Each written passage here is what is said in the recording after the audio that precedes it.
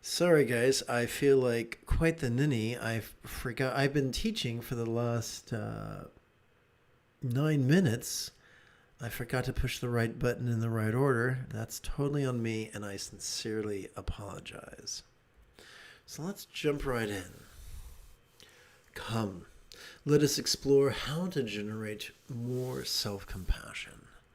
This morning's lesson is drawn from a good-hearted question found on Reddit. The question begins, any tips for being more compassionate toward myself? And then concludes concisely, what's your way of being more compassionate towards yourself? So we will explore this in 2 steps. The first step is simply going to be generating self-compassion. Sturgeon's Law reminds us that 90% of everything sucks, but how does that suckiness manifest? It manifests in the majority of people and the majority of meditation teachers sincerely believing that being rigid, fearful, superstitious, controlling, elitist, cryptic, competitive, and cruel is the smart bet, and that being flexible, loving, rational, laid back, egalitarian, lucid, cooperative, and kind, well, that's just naive, or so they think. So it should come as little surprise that these Mashukana meditation teachers will implore their students to practice, to focus or analyze, whether they call it concentration or samatha, whether they call it contemplation or vipassana. Sadly, acting from our prefrontal cortex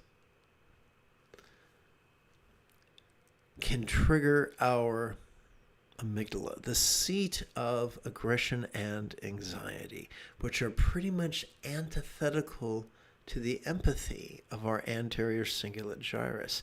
It is as if this organelle here and this organelle here were on opposite sides of a seesaw. And the more anxiety and aggression we experience, the more our empathy is dampened, and vice versa. So now that we've seen that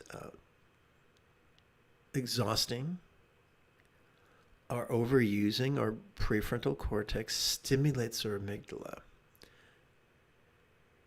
Oh, you know what? Something weird's going on here.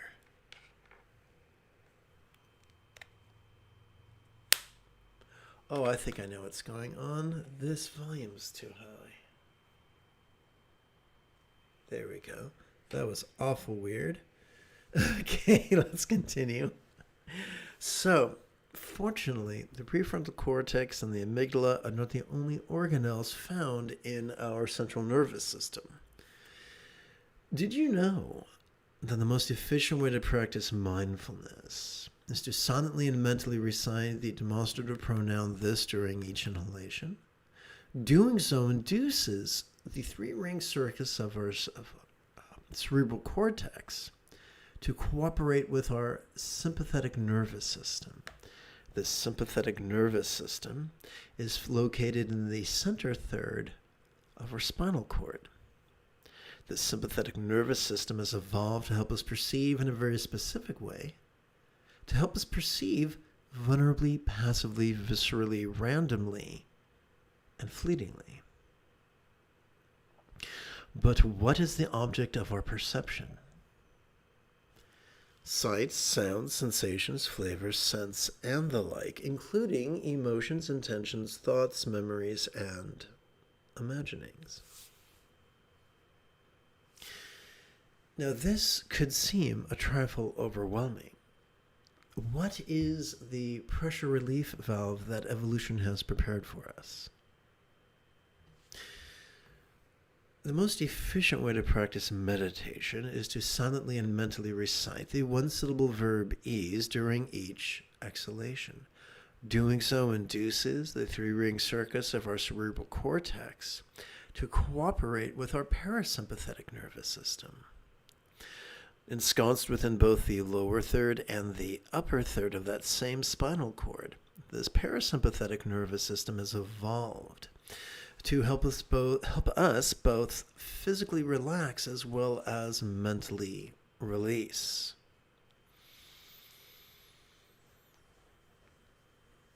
Now let's explore 3 ways this will help. Let's explore 2 ways this is going to actively generate enhanced levels of self-compassion. Number 1, it's going to calm our anxious and aggressive amygdala. Number 2, Number 2, it's going to stimulate our anterior cingulate gyrus, which functions as the hub of our mirror neurons, the seat of empathy and compassion and love. This is why the late Tulku Thondup used to insist that we cannot concentrate or contemplate our way to love. All we'll do is, at best, contrive a pale analog. The highest love is the spontaneous and uncontrived byproduct of mindfulness and meditation. So now that we've discussed the neuroscientific basis to generate enhanced self-compassion, now let's figure out how to apply that self-compassion, how to act from that self-compassion. Now, here's the weird thing. When we act from agenda, even if it's a beautiful agenda, we're indulging our controlling tendencies, which are the purview of our amygdala. But the more consistently and enthusiastically we practice mindfulness and meditation, the more we will find that our choices and our utterances and our deeds flow with the effortless effort, or from the effortless effort of centered spontaneity. Love's centered spontaneity. So the more we practice mindfulness and meditation, not only will we feel less anxious and aggressive, not only will we feel more self-empathy, but we will surf the present moment with the skill of someone who has mastered the Tao. When our choices, utterances, and deeds are flowing from the wisdom and the love of centered spontaneity, then we will find ourselves making the most sustainable choices automatically, not agonizing over them, but we will just simply choose to go to bed early, to get enough sleep. We will choose to get more fresh air, sunshine, exercise.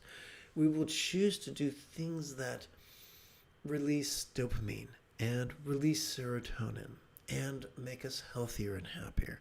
We will choose just automatically to eat more fruit, more vegetables, more seeds, more nuts, more green leafies, more mushrooms, more legumes, more grains. We will discover fantastic and free resources on the internet, on YouTube, in the description area below the video to help us do this. We will discover effortless ways of disengaging from from those who are foolish or malicious, and we will be more drawn to those who are luminaries, who are loving, who are wise, and can help us be our best selves. This will flow effortlessly and spontaneously. No one chooses to sneeze after they get a snoot full of pollen. No one chooses to pee first thing in the morning. It's on autopilot. Imagine doing that which is best for you and most sustainable for you and your relationships effortlessly on autopilot.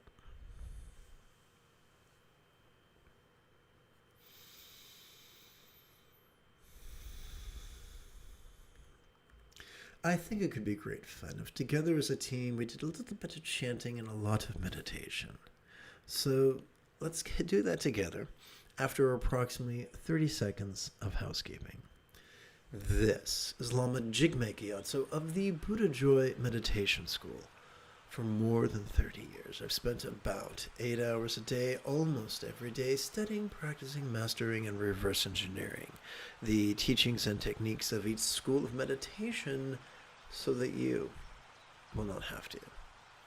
Welcome, my friends, to Meditate Like a Jedi, which is made possible due to the generosity of viewers just like you. Come, together as a team, let us play with the latest iteration of All Good One's Easy Meditation.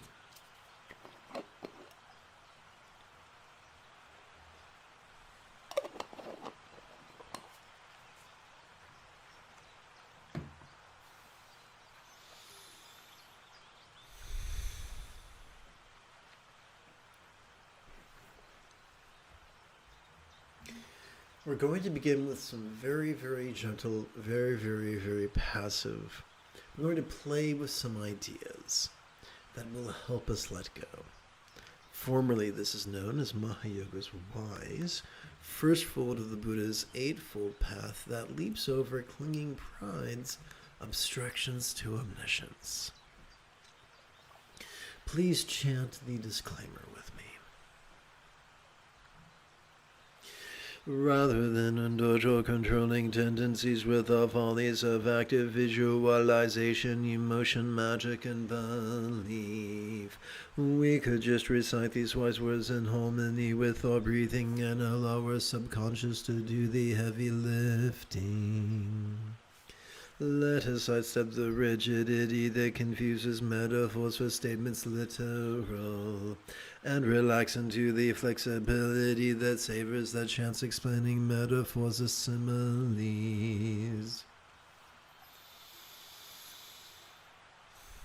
Together, as we inhale, all circumstances or lots could appear quite vividly.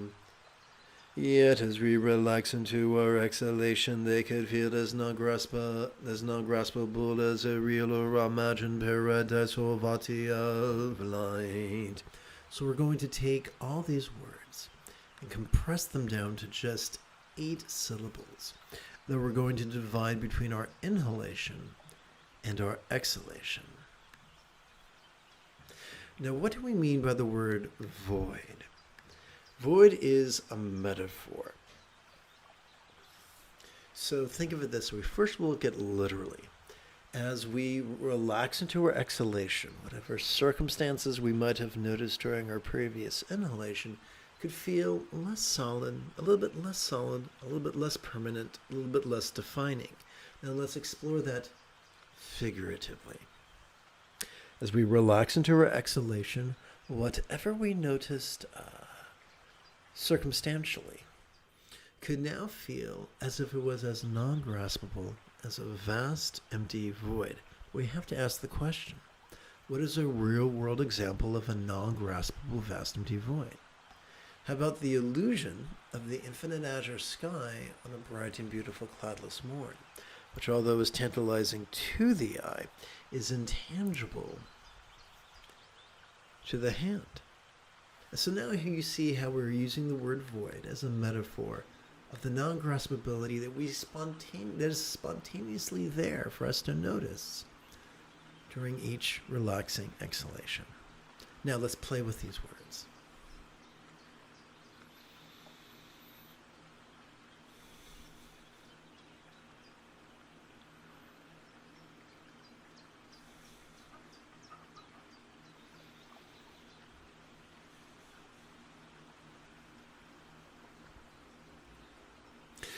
As we inhale, our bodies, our forms could feel quite sensual. Okay, let's continue. Yet as we relax into our exhalation, they could feel as non-graspable as a real or imagined yet unmarked type of enlightenment of light.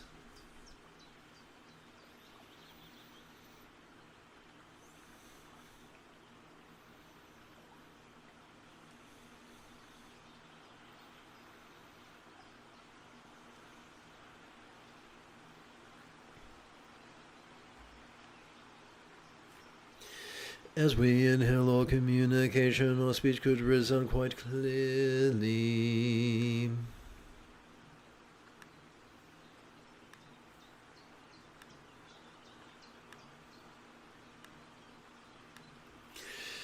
Yet as we relax into our exhalation, they could feel as non-graspable as a real or imagined mantra of light.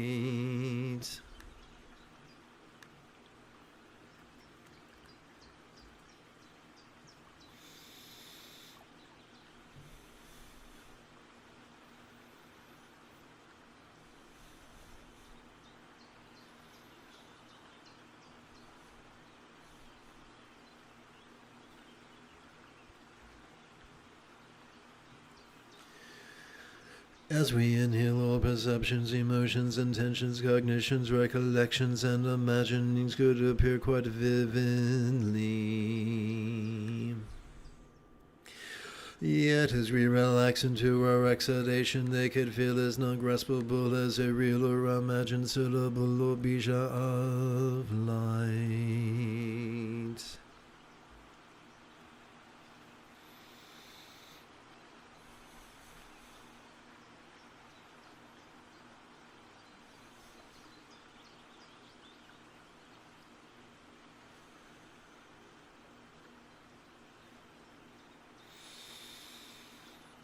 Having played with our preliminary contemplations, gently I might add, we now come to the main body of this morning's practice.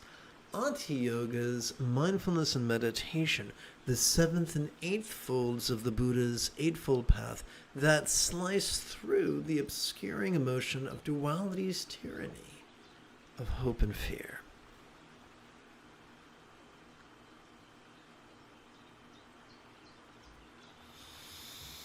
And so allow me to take a moment to insult your intellect. The most efficient way to practice mindfulness is to silently, mentally, and passively recite the demonstrative pronoun this during each inhalation. Doing so induces the three-ring circus that is our cerebral cortex to cooperate with our sympathetic nervous system. Ensconced within the middle third of our spinal cord, the sympathetic nervous system has evolved to help us perceive vulnerably, passively, viscerally, randomly, and fleetingly. But perceive what? Perceive sights, sounds, sensations, flavors, scents, and the like. Perceive emotions, intentions, thoughts, memories, and imaginings. The most efficient way to practice meditation is to silently, mentally, and passively recite the one-syllable verb ease during each exhalation. Doing so induces our clown car of a brain to cooperate with our parasympathetic nervous system found in both the lower third as well as the upper third of that same spinal cord. This parasympathetic nervous system has evolved to support both physical relaxation as well as mental release.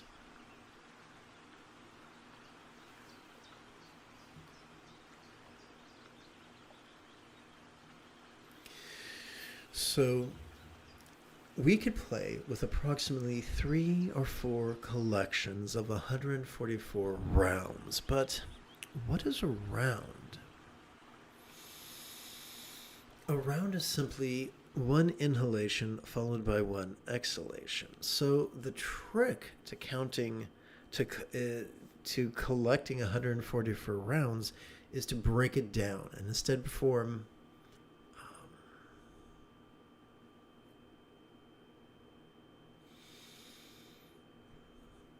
12 sets of 12 repetitions. How are we going to count 12 repetitions on just 4 fingers and 1 thumb? Simple. During our inhalation, when we silently, mentally, and passively recite the demonstrative pronoun this, we can advance the tip of our right thumb across our hand, beginning from our right little finger and working way up and across to our index finger. Let's do this together right now.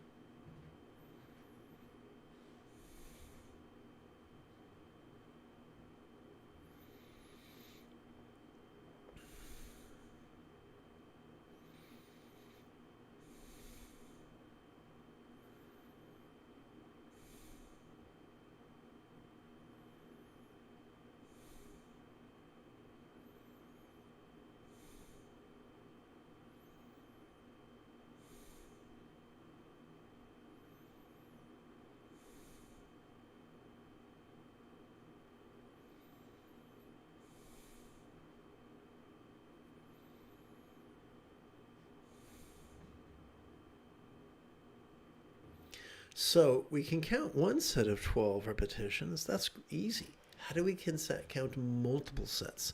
We do that on our left hand, beginning with our index finger and working our way towards our little finger. One set of 12 repetitions, second set of 12 repetitions, third set of 12 repetitions, fourth set, and so forth. Now, you could also notice that that only is going to count one collection. How do we keep track of multiple collections? Simple. We work with our knuckles. And we begin by resting the great knuckle at the base of our right ring finger upon the tip of our left ring finger, and then place these two hands palms up in our lap.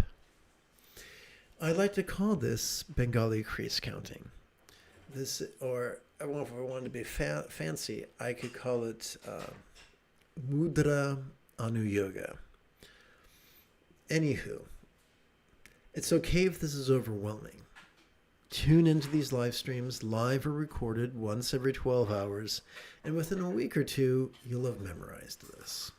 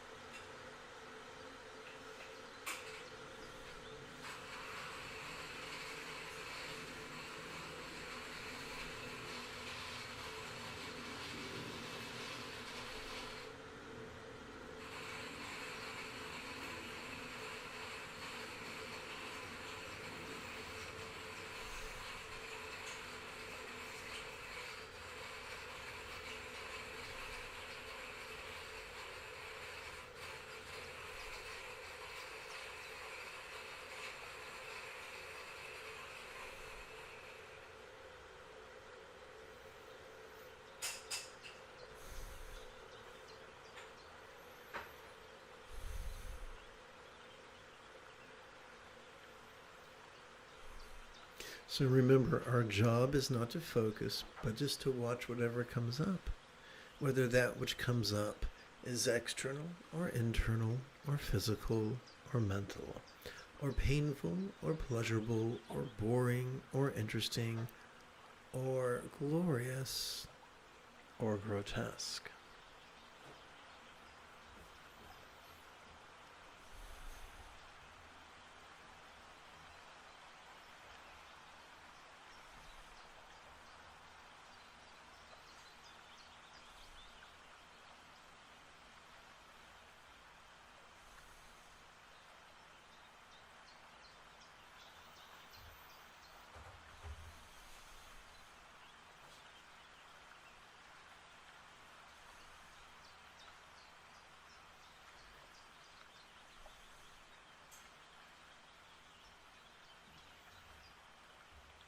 The only label we need use when practicing mindfulness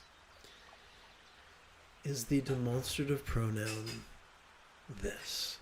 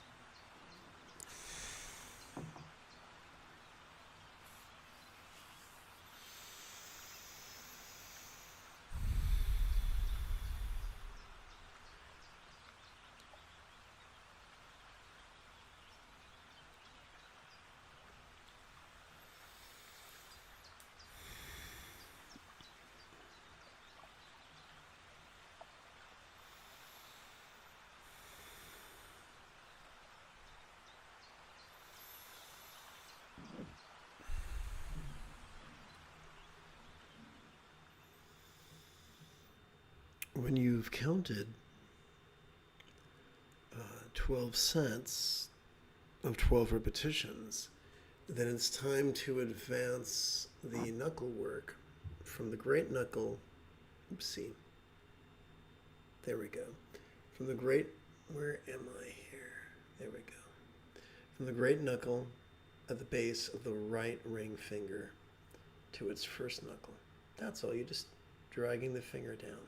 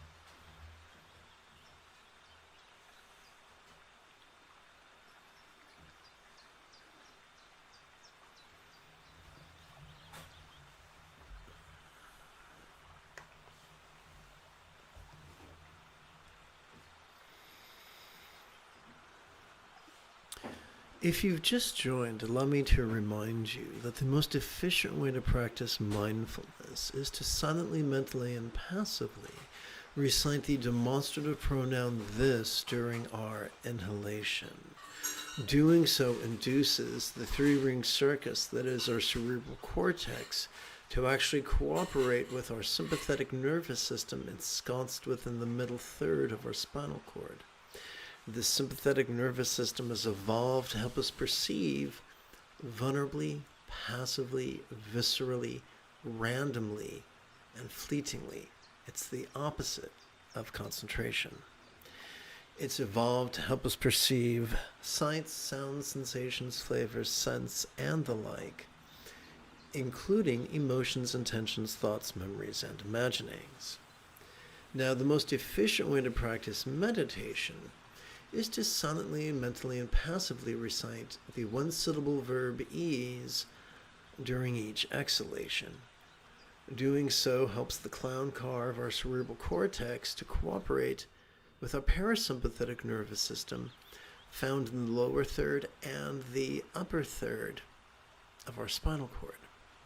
This parasympathetic nervous system has evolved to help us physically relax as well as mentally release.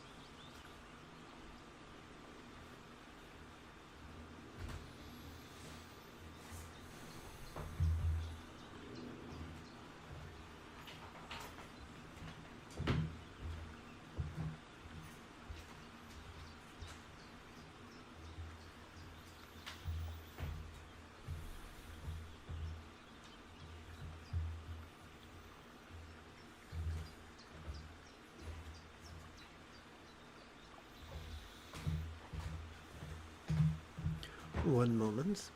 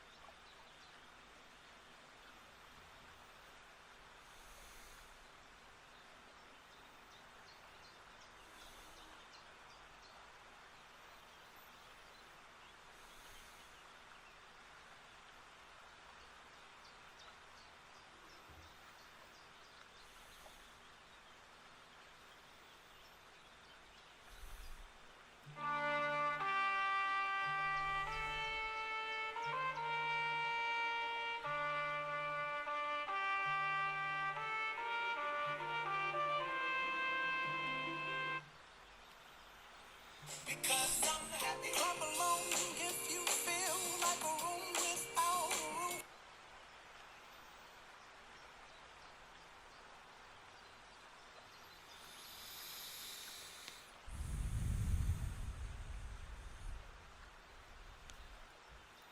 Whoopsie.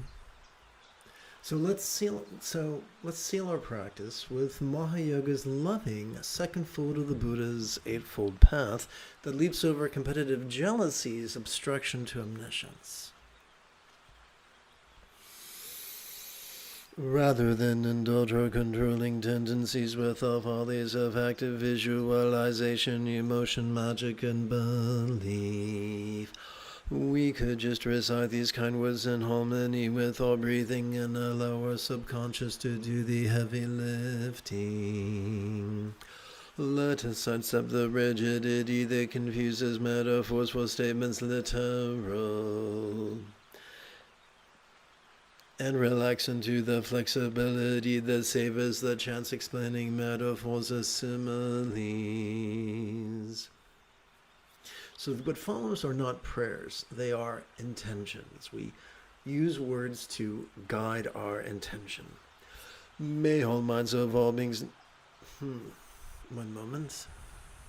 Well, anyway. May all minds of all beings now be as peacefully enlightened as the mind of a real or imagined Buddha symbolized by a tikle, one syllable seed or bija mantra.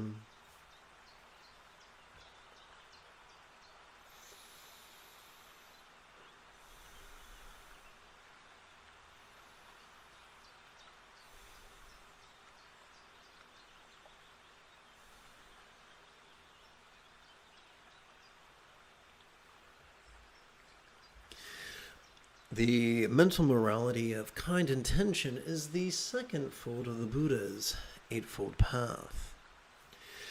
May all relationships or speech of all beings now be as joyfully loving as a real or imagined Buddha speech symbolized by mantra.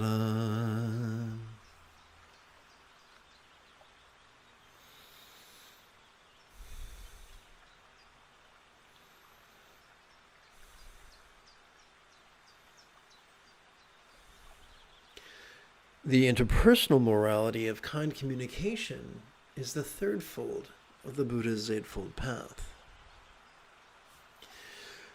May all bodies or forms of all beings now enjoy the beautiful health seen in Buddha's sanctuary,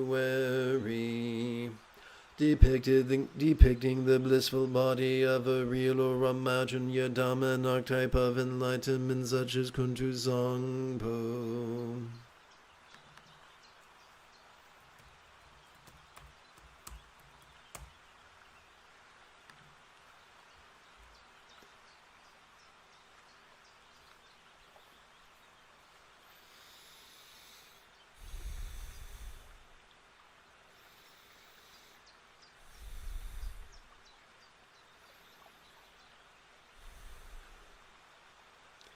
The physical morality of kind conduct, also known as nonviolence, is the fourth fold of the Buddha's Eightfold Path.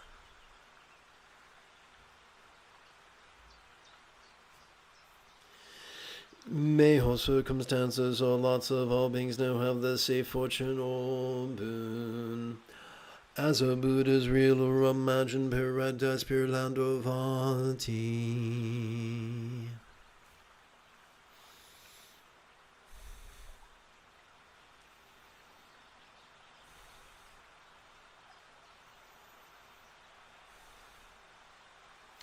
Finally, the circumstantial morality of kind commerce is the fifth fold of the Buddha's Eightfold Path.